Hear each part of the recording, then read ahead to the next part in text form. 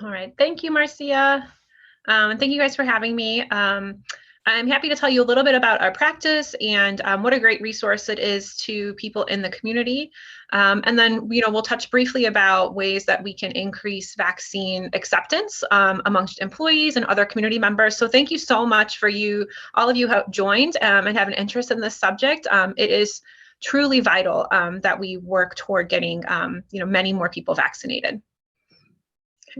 So Neighborhood Family Practice, we're a federally qualified health center. We focus mainly on the Cleveland's west side, although there are other health centers who do what we do and have been equally dedicated and involved in COVID response and vaccinations. We have been founded in 1980, and so going strong since then, and have expanded greatly over that time to include integrated primary care with behavioral health. So it's wonderful. I have a behavioral health therapist and psychiatrist that I can call in for my patients very frequently, as well as dental and midwifery. Many of our providers are bilingual with Spanish, and we do have some other staff members that speak Arabic and Swahili to also make people feel comfortable and get healthcare in a linguistically and appropriate way. This shows our location, so we are primarily focused on the near west side and really want to support many of the local businesses in our area if we can.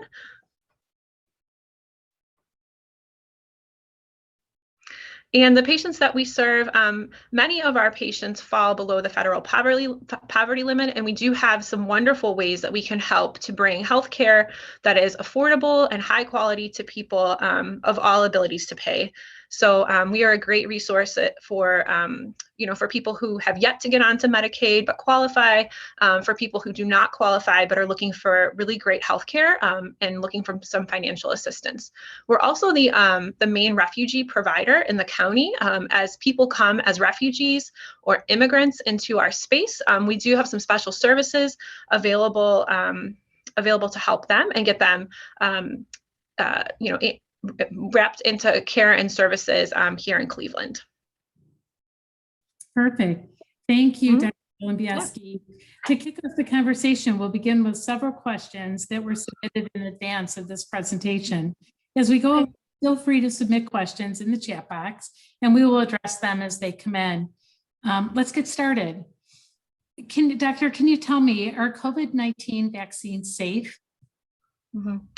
Yeah, so this is a question that I get literally 20 times a day, in clinic. Neighborhood Family Practices, we have given over 15,000 vaccinations at this point, and we are really well versed in the data and really want to make it easy to understand for people. And so these vaccines have gone through all of the appropriate steps that typical new medicines or new vaccines go through to make sure that they're safe.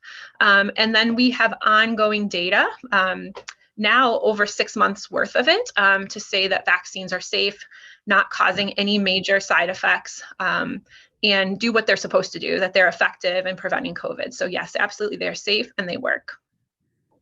Yeah, to what you were saying, the vaccine is so new. How did they get created so quickly and passed? Thank you. Look at that.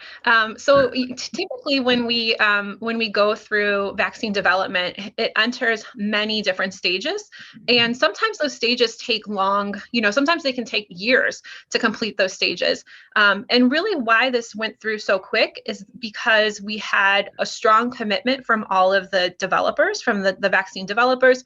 We had a strong commitment from government. We had strong funders. And so as many of these steps were layered on top of each other in more of a vertical pattern rather than like drawing them out linearly. So every single regulatory, every single testing step took place. Some of them just took place consecutively. One that I like to cite as an example is examining and checking the manufacturing places. So the manufacturing plants started even before things started into clinical trial phases, or into the preclinical and then even the exploratory phase. So they were already building vaccine plants. They were already looking at those and making sure they met regulatory and safety standards, long before we even started to need them. So some of these things were really stacked on top of each other to allow things to happen in a very timely way, but without skipping any step that relies on, knowing that this vaccine is safe.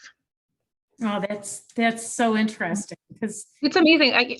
People often say, well, why can't we do this with other things? And I'm like, maybe we can now, because, this is a really great model of what happens when public and private and, funders work together to come up with a solution to a really, really awful problem. And so when people, put differences and in some instances, money and things aside, we can do great things. So. Yeah, that's great. So what vaccines are currently available? So currently, the ones that are emergency authorized in the US are the Pfizer vaccine, the Moderna vaccine, and then the Johnson & Johnson vaccine. Johnson & Johnson did go through a pause, which is what is supposed to happen if a side effect or a condition starts to show in the data that there is a higher level of that condition amongst vaccinated compared to unvaccinated individuals, or if they start to get, increased number of reports of a particular side effect. It's very common, and that's what the FDA is supposed to do, is supposed to say, pause, let's look at this, let's examine if this truly is something higher than what typically happens in usual unvaccinated individuals. And when they deemed that risk to be very low, the risk for blood clots to be very low compared to the risk of COVID, they, released the Johnson & Johnson vaccine to go back out into the world. Okay. Can you tell us about the potential side effects of the vaccine? Yes. And I think this is really important, especially for employers, as you're thinking about how you can help your employees to get vaccinated and to encourage them to get vaccinated.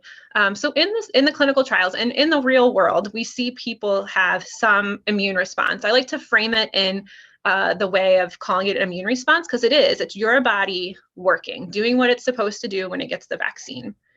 Most people after the first dose may not have many immune response or many side effect that they feel. Things are working behind the scenes in your body, but you may not feel bad.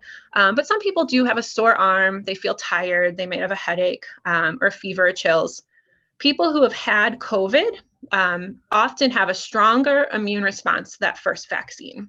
So there's a lot of people who've had COVID that feel a little bit nervous about getting the vaccine or hesitant to do it at all, thinking that they're safe.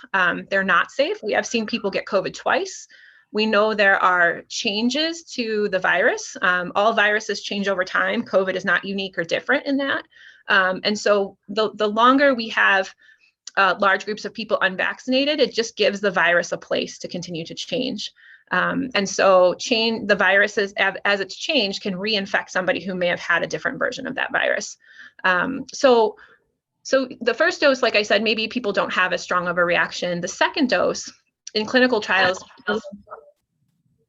50 to 60% of people, I think I have a background. I don't know if everybody can mute their microphones, but 50 to 60% of people after their second dose did have some immune response. They may have said that they may feel, tired, fever or chills, more severe body aches or headaches. So that's a good chunk of people. Most people can expect to feel that way for 1 to 3 days. But after that, it's over. And, people are back to normal and feeling fine. Okay, thank you. Do you know of any potential long-term problems with the vaccine? We have not seen any potential long-term problems come out within the 6 months of data that we have at this time. Most vaccines, what we have seen historically, and a lot of people will say, oh, I heard this vaccine did this, or this vaccine caused this.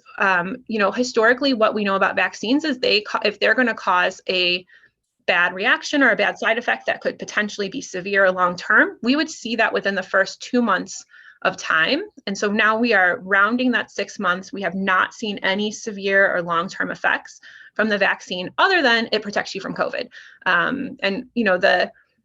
The other side of that is we have seen those effects with COVID. We have seen people, some of which who've had very mild illness, or no symptoms at all, come back months later with long-term effects from the virus, including children. And so as a parent, I have 4 young kids who aren't eligible for vaccine as of yet. I can't wait for that day where I can get them vaccinated, because seeing children who have long-term effects from COVID, although rare, is not worth it to me. So I know that there's a lot of people that have some concerns about, oh, it's not been out long enough. But for vaccine side effects, it has been out long enough. We have not seen any increased bad effects or bad side effects happening with this vaccine. Okay. What is the possibility of contracting the virus after you've been fully vaccinated? Yeah. That's a really good question. So right now we have data, as I mentioned, out for 6 months, and we're seeing the effect or the immune response from the vaccine, which they measure in the blood. They see how many of these antibodies or proteins that are the fighters that go out, and should COVID come to your body, they can block it and say, get out of here. I know who you are. I don't want you near me.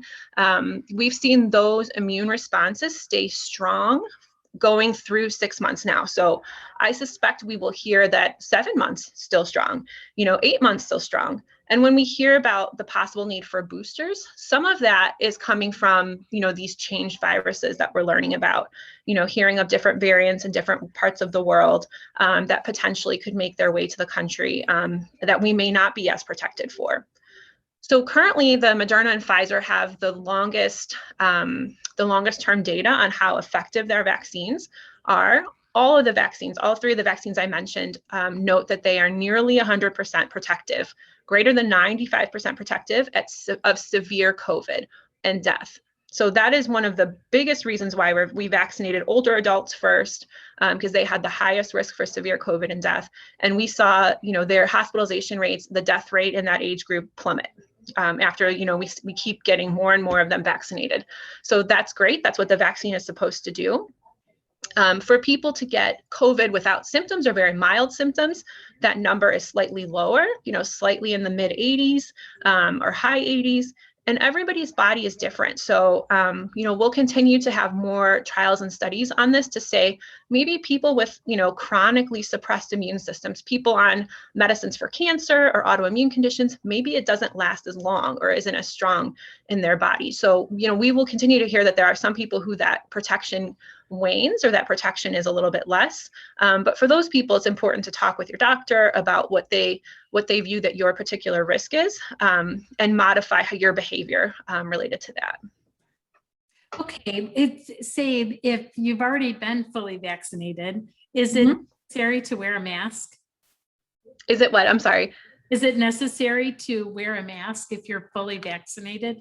Yeah. So the CDC just dropped that bomb on everybody last week, and everyone was like, oh my gosh, so, I feel like it's going to take people some time to get out of this. We've been masking for almost 15 months and kind of, using it as this way of, feeling safe, improving safety for our family and our community members. So I suspect there will be a slow move back really within the general public. But what the data shows us is that if you're fully vaccinated, which is 2 weeks after your second dose or 2 weeks after your Johnson & Johnson dose, that you were really well protected from COVID. So I think there's going to be accepting the science and accepting that comfort level of taking off the mask. But what the science tells us is that you are very, very, very, very low risk of getting COVID. And should you get COVID, it would be mild, and you would be very unlikely to pass it to another person. So, so at this time, the CDC lifted masking guidance in most settings, not all healthcare settings, certain other settings, they're, being on a bus or a plane or, things like that. And of course, your state level recommendations, come first over the CDC recommendations. So, but the data is pointing and showing us that it is okay at this time. Okay. Why do you think the information and the recommendations keep changing?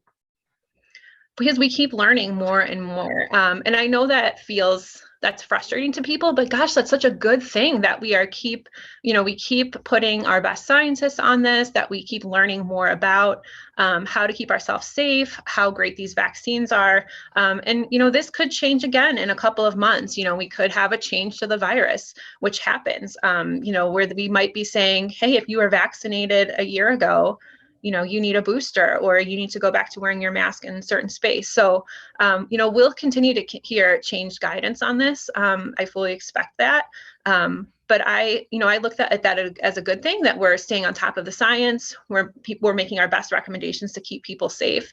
And I know it's exhausting. I'm exhausted by all of this, but but at this point, the safest thing for all of us is to get vaccinated as soon as possible. Yeah, it's so.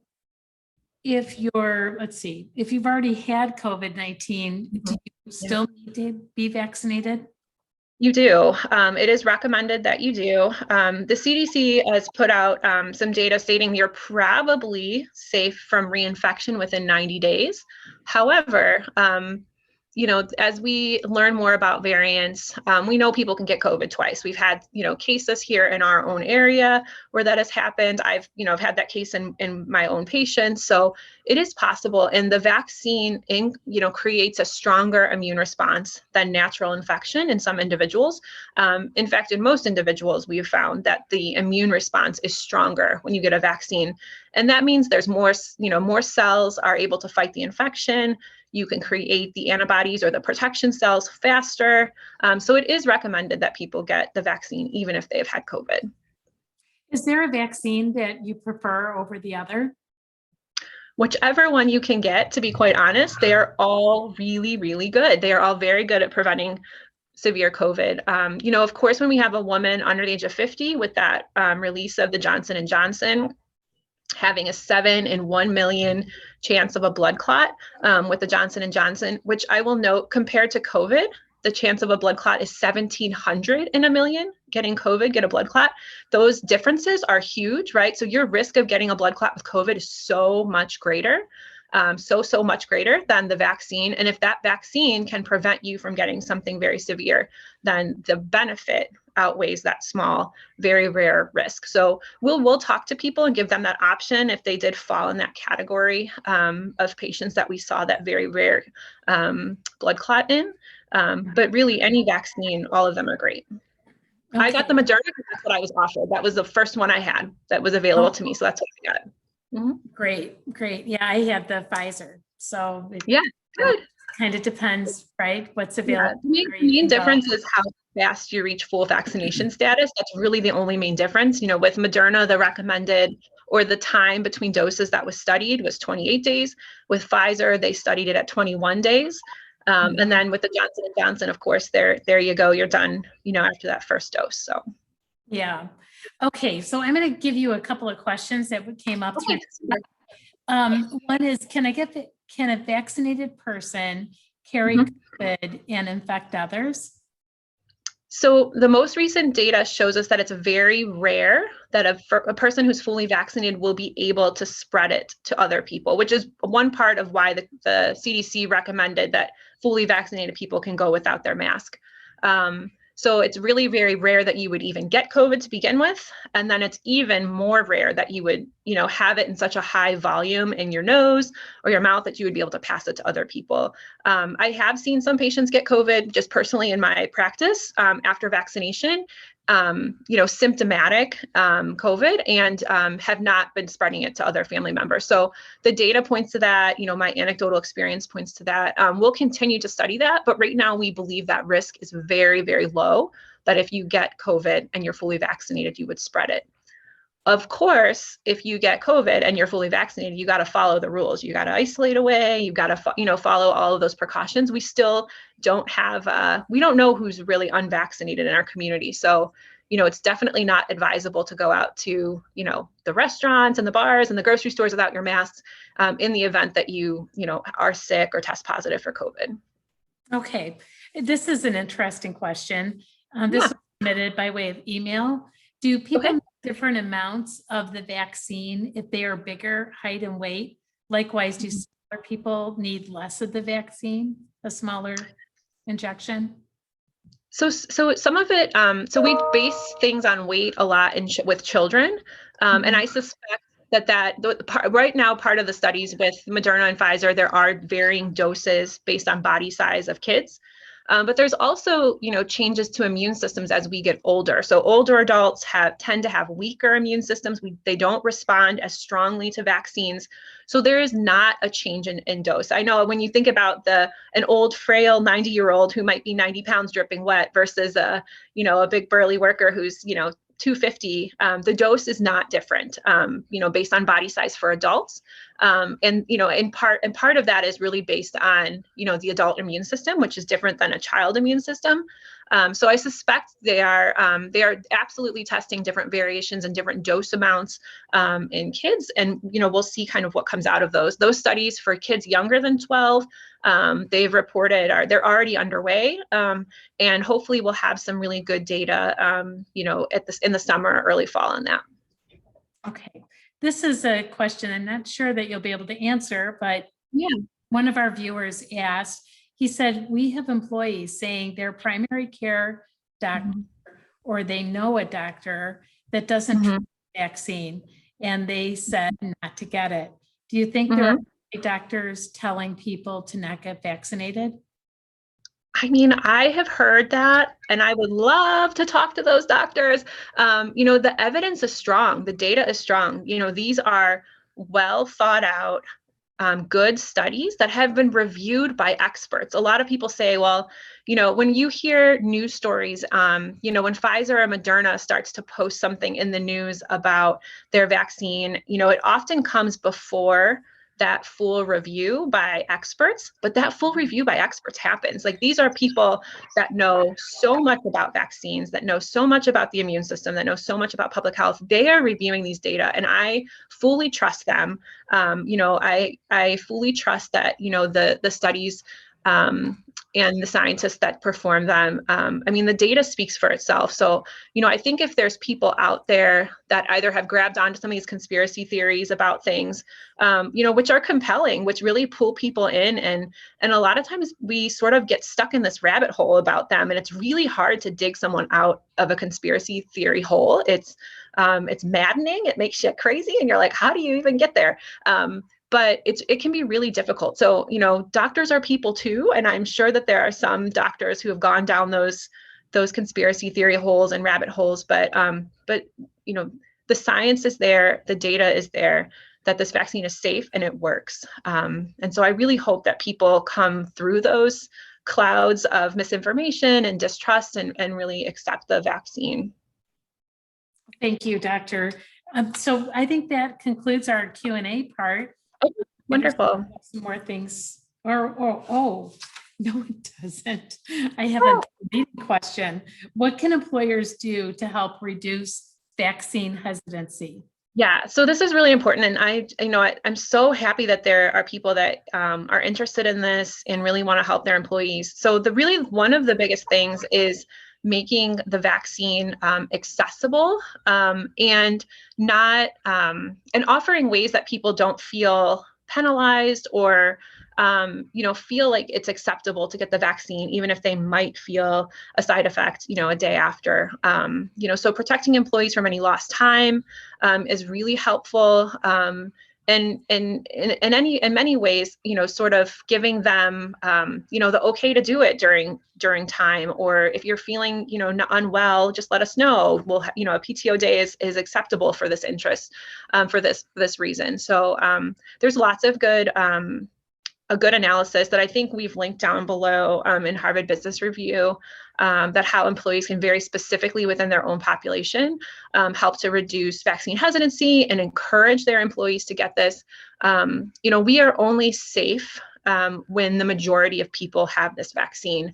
COVID is smart, it is strong, it will find those people that are unvaccinated, those pockets of individuals, whether that be in in a big manufacturing setting, whether that be in a specific neighborhood or community. So anything that any of us can do to increase vaccination rates is much needed and really wonderful. One thing that I've heard a lot from employers or employees, I apologize, is we'll go to a place, whether it be a housing place or we'll go to an employer, and people will just say, oh, I planned on getting it. I just didn't have time. I didn't know where. It just didn't seem like it was urgent. And so sometimes just having it in the right place at the right time can really increase uptake. And so Neighborhood Family Practice is really happy to help if there are any people who want to encourage vaccination either on site or reserving hours within our clinic that you could have a subset or a block of your employees come by. We do usually have Saturday hours as well. We'd be really happy to help you guys set that up.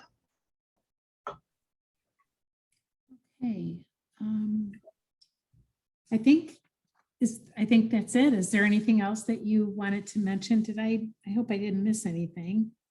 You did great, Marcia. It was great to chat with you. And, we're definitely available for other questions as they come up.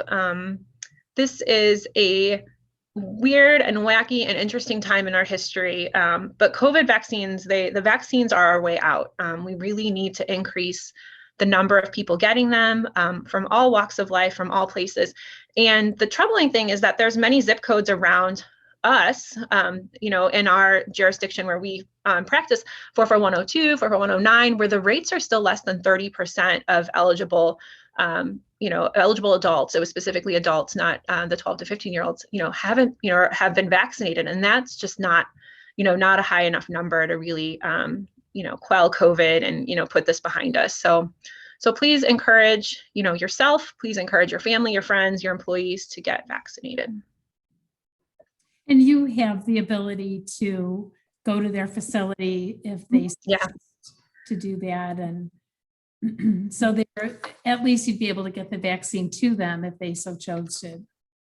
Yeah, absolutely. And a lot of times, that is a really good tactic. And sometimes on the first go around, people will be hesitant, but especially talking about it with employees before that happens, sharing stories about people who've been vaccinated and they're fine, or sharing stories about people who really suffered from COVID can be, really helpful in encouraging others to get it.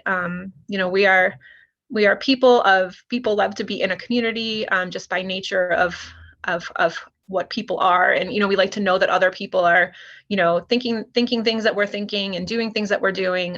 So, sometimes that work community is so important to a lot of people. So ways we can encourage it would be really great. Okay, well, I think that about concludes us today. Thank you everyone for joining us on the call today. And thanks again, Dr. Golubieski, for thank you. Your excellent presentation. We encourage all of you to share with us your thoughts on the topics you'd like to see covered in the future events here at Manufacturing Works. We will do our best to address them for you. Please stay tuned to your email as we announce our next event. And if there are other manufacturers in your network you think will benefit from this information, feel free to share this with them or let us know, and we would be happy to reach out. As I mentioned earlier, this event has been recorded and archived version will be available on our YouTube channel. Thanks again. Be well and stay healthy. Goodbye, everyone.